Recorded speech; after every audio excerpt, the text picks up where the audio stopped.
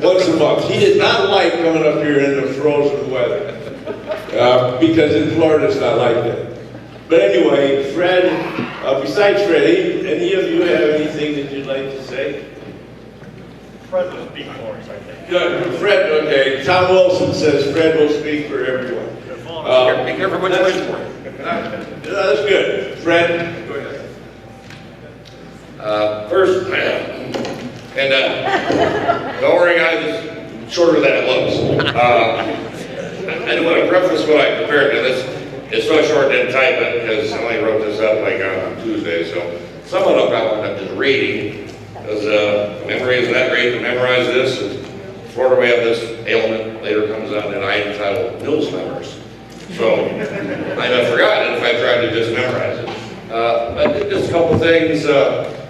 First off, as far as one of the previous inductees, Jack Campbell was one of my teammates, not only on the '63 team, but I played with him in the varsity in basketball. So I knew Jack as an athlete and a friend. I knew him in the community, in Galesburg. Everybody pretty much knows everybody.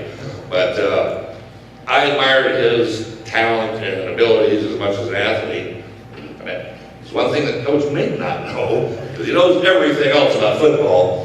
But after Jack graduated, I requested and got his number, 31, that he wore as a varsity football player. Because I figured if there's something I can do to be like Jack, then hey, that'd be a great thing for me. And I don't know if it was the same reason, but when I graduated, my carpenter took that number. So to me, that's a salute to Jack as an athlete. It wasn't about me, it was about Jack. The other thing, Dave Wilson's not here. Talk about Dave, but I figured Tom, you get choked up enough for both of us and around us. So I'm going to start down that road. Try not to, anyway. Who's the guy that was just up here a couple minutes ago? Mr. Wrestler, old bit. Dan, yeah, that guy. Thought you might have forgot about him. He didn't see him for very long.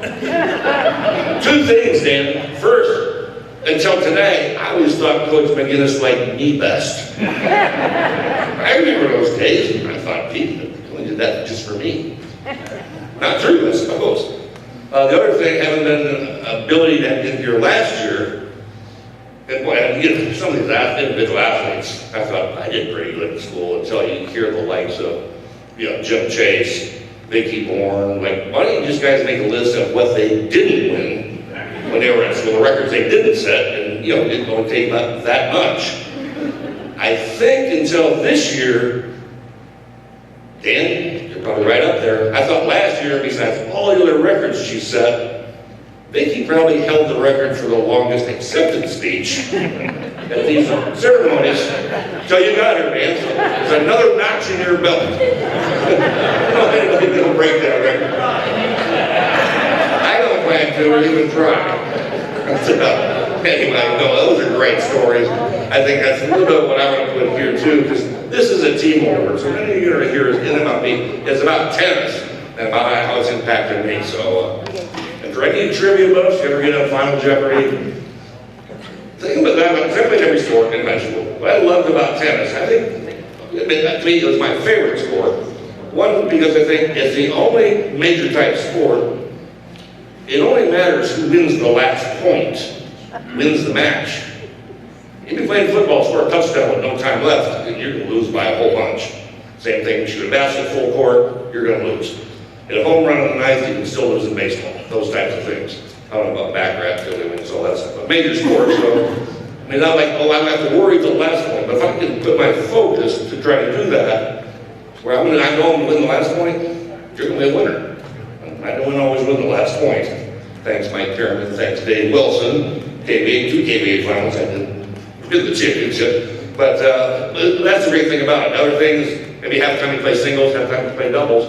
And I love team sports, but from an individual competition point of view, you can't ask for a whole lot more than tennis to see what you got or you don't have, or try to bring out the best in yourself. So, again, said Nolan Brett Mills. Class of '66. And I am very privileged to be back here again this year to be part of these ceremonies. On behalf of my teammates, ones that are here, aren't here, I want to thank you, like several others did, for to the committee for selecting the '65 team. For it's an honor, and it is an honor I've talked to people with, classmates, friends of mine, oh, it's high school, Hall of Fame, no big deal. Like Dan said, well, when you get up here, this should be Canton, Ohio, as far as we're concerned. I mean, this is a big deal. After last year's ceremony, I realized that the 63 team was really the only one that didn't make a speech of sorts. VZ made some nice complimentary comments about our team achievements, but individually, we really talked much, so I figured, so you wouldn't think us tennis guys are, too shy. Thought I'd make a few of these comments. So from a personal perspective, but first, I said I looked last year's little booklet. You look at today's or whatever. If you look at the coaches who've been inducted into this Hall of Fame since its inception, Coach Maskell, the three of these guys. Coach Maskell, you take Doc Smith, Al Cox, Alex Forster, Jim Van Zandt, Ken Buelow, John Caldwell, George McGinnis, Dale Martin, Jim Sullivan, and today, Tom Smith, except Tom as a teammate. There's a lot of people in this room. I had the opportunity. I was coached in one sport or another. Every single one of those people. I'm going to bat like a badge on my chest. I'm going to have that privilege. So, like I said, I'm one of many to do that. As a player, you're right. These men were not just coaches. They were mentors, disciplinarians, builders of integrity, character. Anybody's ever put on uniform knows this. Competitive spirit that I know has in many ways had a positive effect on anybody in this room or anybody that played these sports or put on a jersey of any type that said Guilford Augusta. So everybody in the boys club, which is all those pretty much those names I just mentioned, thank you for being such an integral part of our lives. From my tennis perspective, my personal life, I started playing junior high under Coach Caldwell. In the summer of '62, almost like a movie. Summer 42, okay. Summer '62, Jeff Jennings and I had the opportunity, we couldn't figure out exactly how it came about. We had the opportunity to attend a tennis clinic at K College, which I think, what BZ told me might have been the first year that George Acker was there at K College. There was a lady named Lita Athens. They put on a lot of fundamental classes for us over that summer. The hardest part for me to get through. My brother, Tom Nickel, drove us, because we didn't drive, we were on bicycles in junior high. My brother Tom, despite having two jobs, he drove us every day from Galesburg to K College, drop us off, and somehow in the afternoons he'd come back and pick us up in a little UMG. So his participation, his brother. But as a participant in that clinic, I was able to be a ball boy at the National Junior and Boys Championships. I happened to be able to ball boy in the finals regarding Charles Passarella.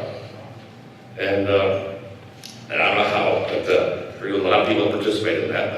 But the fact that I was in part of the finals, I was actually named Ball Boy of the Year. Hey! But presented with a brand new Wilson racket from the president of Wilson Sporting Goods Company. Let me tell you, for a little kid from Galesburg, that's a big deal. That was so cool. And, I was just born a couple years ago. And just a footnote to that, this past summer, I'm reading in the paper, internet, whatever, Charles Passarella was inducted into the International Tennis Hall of Fame. So you can say, like, hey, how was there? Here you go, Charlie. Well, get out, Like I said, then came high school, and this guy, Van Zandt. Yeah, there you go. On for those of you who remember, two little concrete courts, wire nets, where all of us played, practiced, for the most part, had our matches. No lights, no bleachers, just another great coach, instilling in us the desire to win and be the best that we could be with whatever talents we happen to possess. Wilson boys, especially my doubles partner Dave, 65, following year Greg, but most of you don't, they live right across the street. They almost like fall out of bed, in the court. Along with like Dan Stewart, Jeff, and the previous class, Dan Austin. So, I mean, we played almost every day we could. We get the Wilsons off the court, because there's only two.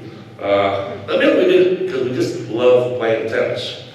And I guess we did okay. I kind of, you might have to correct me, but when I tried to look up, during the 4 years I was at Galesburg, we won 4 KVA championships, 2 regionals, a regional runner-up, 2 state championships, and 1 state runner-up. Not bad. In college, I went to Fort Southern College in Lakeland. I was able to play the first 2 years, both singles and doubles. Missed the last 2 years, just in conflicts with some of my classes and my majors, because the team didn't travel a lot to play, so didn't do that. Got out of graduation, drafted a couple years in the Army. Thank you, back to Florida. Played a lot of local leagues, clubs and stuff like that.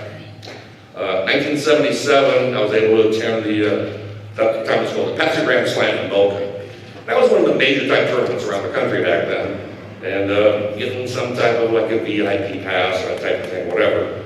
I was able to go on, before the matches and so forth, and meet people, and these are world-class players. I can't remember all the names now, but see, Vitas Gerolaitis, Elin Stasi, Manuel Orantes. Even had an opportunity to get picture taking, get the autograph with Stan Smith, who at that time was the reigning Wimbledon doubles champion. In that picture in 1977, I'm wearing this sweater. I read people, I know this sweater I see, that's probably older than you are. Makes me feel just superb. So you think, what could top something like that? I know there's a few. Anybody here that played basketball, I mean, love basketball? I know Lane's the tall guy, but anybody?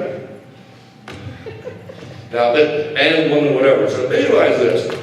You got a chance, hey, play basketball, love doing this, and somehow you get the opportunity, not because it's the gal, because you start borrowing the guy, same thing might be true. If you said, how would you like to go out and shoot a little one-on-one or game of horse with, I don't know, Michael Jordan, Larry Bird, and I'd be like, it's okay. Well, around that same year, I think it was like in 76, but they were very close. Living in Palm Beach Gardens. Also was able to get some tickets, like a VIP ticket thing, to an exhibition match between a guy named Bjorn Borg and Rod Laver, which to me, he's the god of tennis. My all-time tennis hero. Part of that package to oversee this match included another clinic. So, gee, and there was a handful or so people, and whether you got to say Borg or Laver, I get to walk on the tennis court, 15, 20 minutes, I'm hitting balls with Rod Laver. And you figure this is the guy, that the only person breathing, or not breathing, that won the Grand Slam of tennis 2 times in the last 6 years. No one else has ever done it. I mean, if you're young enough now to remember who it was, look it up, because he was incredible. So even at that, I'm just, even afterwards, chit-chat, hey, mate, how you doing? Good, great. I'm just like, is this real? Is this real? And so you chat with him, a couple autographs and pictures, which I sent a copy to VZ. Couldn't wait to see what I got to do. And then the match, which I played in the indoor stadium in West Palm Beach. And now you watch those guys play, and you get real humble about how think you good you were in tennis. And so like right back there, we sit on each bench on the side of the net. Well, if Laver's here, I could go like, nice point. Watching those guys play. I mean, ground level, just that far here. They were having fun doing those exchanges. It's just, I mean, you can't describe it if you ever had an opportunity to experience that. And I'm just thinking of tennis. I've had those experiences. I mean, from first holding a racket to being a national ball boy, those concrete courts, those personal moments. So we won, a couple we lost, lots of wins, a couple losses.